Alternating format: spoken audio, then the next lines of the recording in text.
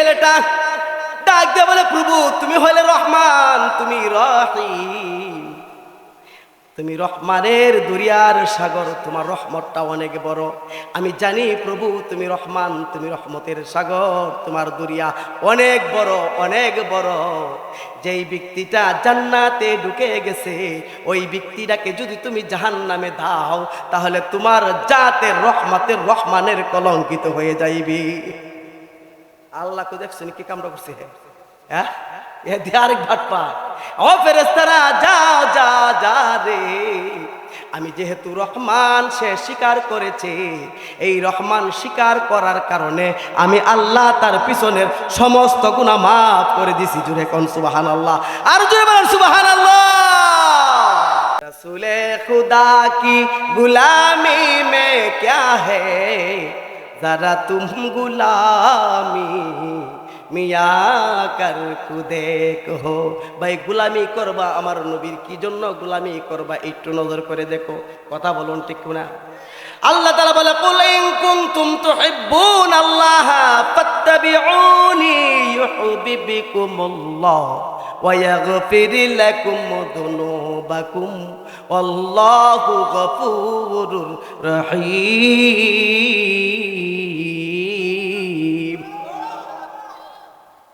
তোমরা যদি আমি আল্লাহকে ভালোবাসতে চাও তাহলে আমার হাবিবকে ভালোবাসো।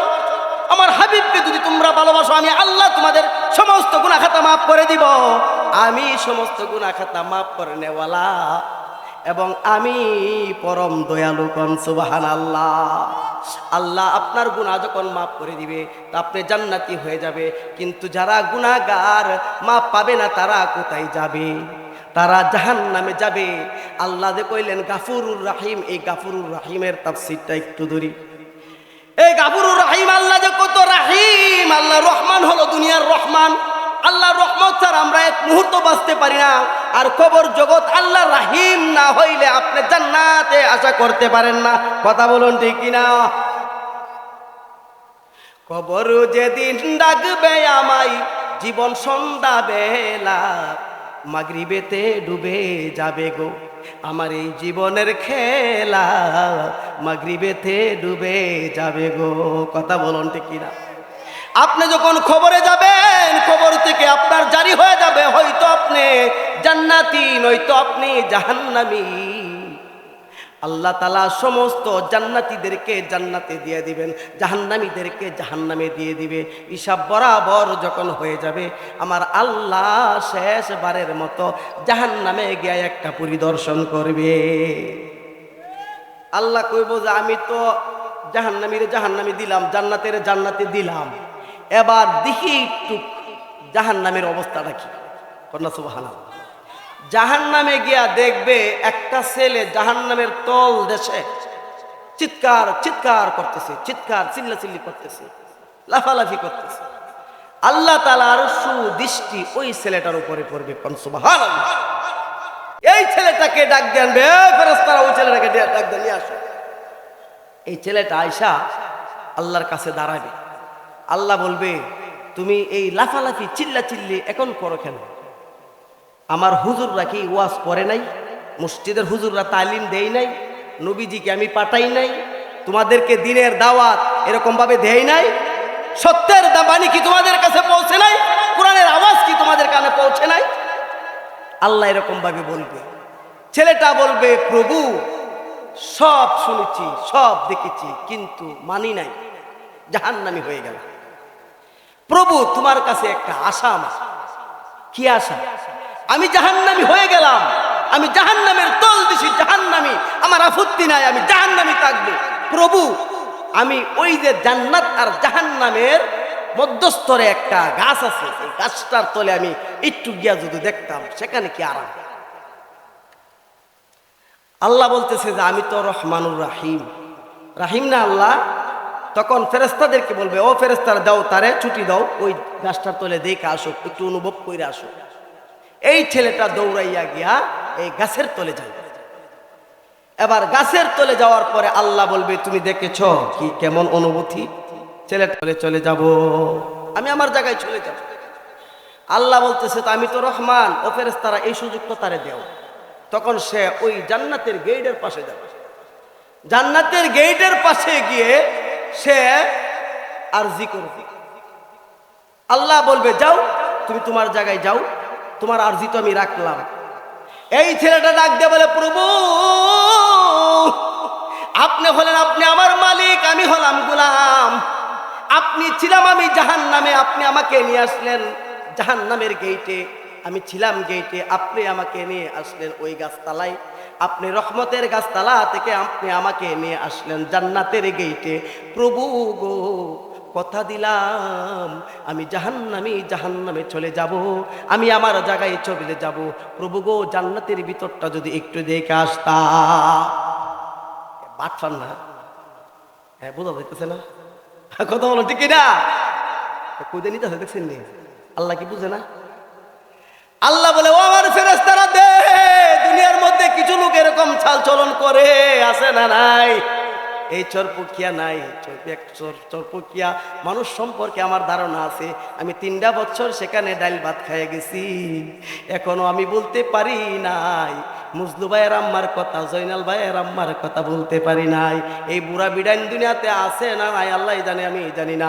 যদি দুনিয়াতে তাকে আল্লাহ হায়াতে বাড়িয়ে দেখ, যদি কবর বাসিন্দা হয়ে থাকে জান্নাত নসিব করুক। সবাই জুড়ে বলেন আমিন। আপনার হক আমার মধ্যে আছে, আছে না নাই? আল্লাহ কবুল করো। এই এলাকাটা অনেক অনেক উন্নত হয়েছে, আমার খুব ভালো লাগে আসলে। আরিফ আমার ভাগ্নে হয়, ভাগ্নে যখন দাওয়াতটা দেয় আমার মনটা বইরা যায়।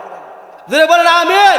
সবার কাছে দোয়া চাই, আমি দোয়া চাই। আজকে আমি কথা বলতেছি আপনাদের দোয়া এবং ভালোবাসা, আপনাদের চেহারাগুলি দেখে আমার ভালো লাগতেছে, দেখে আমি কথাগুলি বলতে পারতেছি, নাহলে আমার গলার কন্ডিশন খুবই খারাপ। আল্লাহ তাআলা আমাকে কবুল করুক, আপনাকে কবুল করুক, গলাটা সুস্থ করে দিক। সবাই জোরে বলেন আমিন, আরো জোরে বলেন আমিন। আবার আল্লাহ ডাক দিয়ে বলে, ও ছেলে যাও, তুমি তোমার জায়গায় যাও, তুমি তোমার জায়গায় চলে যাও। ছেলেটা বলে, প্রভু গো আমি যদি জান্নাতের ভিতরটা একটু দর্শন করতাম। এবার আল্লাহ তাআলা বলবে, আমি তো রহমান, আমি তো রাহিম, ও ফেরেশতারা দাও দাও এরে একটু সুযোগ দাও, এ আমার জান্নাতটা একটু দেখে আসো। ছেলেটা যাই অনুমতি পাইয়া সাথে সাথে সে জান্নাতের ভিতরে দৌড়াদৌড়ি করবে, জান্নাতের ভিতরে গিয়ে ছুটাছুটি করবে, মন যেই দিকে চাই সেই দিকে দৌড়ে, ফেরেশতারা তার পিছনে পিছনে দৌড়ে। কোন সুবহানাল্লাহ। গুরু আছে না, বান্দা গুরু সাইরা দিলে যেমনি চেমে দৌড়ে না, এমনি দৌড়তেছে। হাদিসে লিখেছে গুরু যেভাবে ছুটাছুটি কইরা যেভাবে মন চায় বাধা গুরু দৌড়ে। জান্নাতের মধ্যে সে বন্দিশালা ছিল, জাহান্নামে সে জান্নাতে গিয়া এইভাবে ছুটাছুটি করে দৌড়াদৌড়ি করে। ফেরেশতারা তার পিছনে দৌড়াদৌড়ি করতেছে চতুর্দিক দিয়ে। সে দৌড়ে একদিকে, ফেরেশতারা দৌড়ে তার দিকে, পিছনে পিছনে দৌড়ে তাকে ধরতে পারে না। এবার আল্লাহ ডাক দিয়ে বলে, ও আমার ফেরেশতারা চলে আসো। ফেরেশতারা চলে আসলেন। হ্যাঁ ফেরেশতারা, তোমরা তার পিছনে ছুটাছুটি করে ধরতে পারো না, দৌড়াইতেছো। এই ছেলে তুমি এই দিকে আসো। ছেলেটা যখন আসলেন, আল্লাহর প্রভুর সামনে আইসা ছেলেটা দাঁড়াই। ছেলেটাকে এবার বলতেছে, প্রভু বলতেছে, আল্লাহ বলে যাও তুমি তোমার স্থানে চলে যাও, তুমি তো জান্নাত প্রদর্শন করলা, জান্নাত ঘুরে দেখছো না। আবার ছেলেটা ডাক দিছে, প্রভু ওই চরপকিয়া মনির সরকার বাড়ির জামে মসজিদের মাইকের আওয়াজে শুনেছিলাম, বক্তারা আওয়াজ করেছিল, আর রহমান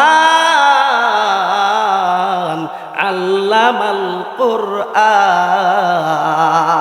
আল্লাহু আকবার। এই আয়াতের অর্থ হলো তুমি রহমান, তুমি রহিম, তুমি দয়ালু, তুমি দয়ার সাগর। আল্লাহর কাছে ছেলেটা ওয়াজ করে, দুনিয়া তো শুনছে না ওয়াজ, জানে তো মানে না, করে না, ঠিক কিনা? এখন আমরা যারা আছি সবাই বুঝি, পাপ করলে কি হইব, নামাজ না পড়লে কি হইব, রোজা রাখলে কি হইব, সুদ খাইলে কি হইব, গাঞ্জা খাইলে কি হইব, বিড়ি সিগারেট খাইলে কি হইব, হ্যাঁ পরনিন্দা করলে কি হবে, সব আমরা জানি, যাই না পাপ করি, কথা বলেন ঠিক কিনা? এই ছেলেটা ডাক দিয়ে বলে, প্রভু তুমি হইলে রহমান, তুমি রহিম, তুমি রহমানের দরিয়ার সাগর, তোমার রহমতটা অনেক বড়। আমি জানি প্রভু তুমি রহমান, তুমি রহমতের সাগর, তোমার দরিয়া অনেক বড়, অনেক বড়। যেই ব্যক্তিটা জান্নাতে ঢুকে গেছে, ওই ব্যক্তিটাকে যদি তুমি জাহান্নামে দাও, তাহলে তোমার জাতের রহমতের রহমানের কলঙ্কিত হয়ে যাইবে। আল্লাহ তো দেখছেন কি কামড়া করছে, হ্যাঁ আরেক ভাটপা। ও ফেরেশতারা যাও যা যা রে, আমি যেহেতু রহমান, সে স্বীকার করেছে, এই রহমান স্বীকার করার কারণে আমি আল্লাহ তার পিছনের সমস্ত গুনাহ মাফ করে দিছি। জুড়ে কোন সুবহানাল্লাহ, আর জুড়ে বলেন সুবহানাল্লাহ। জান্নাতেরি প্রহরীরা গর্জায় উঠে মাতোয়ারা, সবেদারি ওলিরা করছে ওই নামের ওই সাধনা। কথা বলো ঠিক কিনা আমার বন্ধুরা, বাবারা? আল্লাহ তাআলা বলে, কুল ইন কুনতুম তুহিব্বুনাল্লাহ ফাত্তাবিউনি ইউহিব্বুকুমুল্লাহ ওয়া ইয়াগফির লাকুম যুনুবাকুম আল্লাহু গফুরুর রহিম। আমার আল্লাহ বলে, বন্ধুরা ও আমার উম্মতরা, তোমরা যদি আমাকে ভালোবাসতে চাও তাহলে তোমরা আমার হাবিবকে মহব্বত করো। আমার হাবিবকে যদি তোমরা মহব্বত করো তাহলে তোমাদের পিছনের সমস্ত গুনাহ আমি আল্লাহ মাফ করে দিব। আমি আল্লাহ মাফ করনেওয়ালা, আমি হলো রহমান। এই আল্লাহ সরপুকি আছে না নাই? যারা যারা কইছেন না, এরা কি বিশ্বাস করেন? তো জুড়ে কোন আল্লাহ চরপিকে আছে না নাই?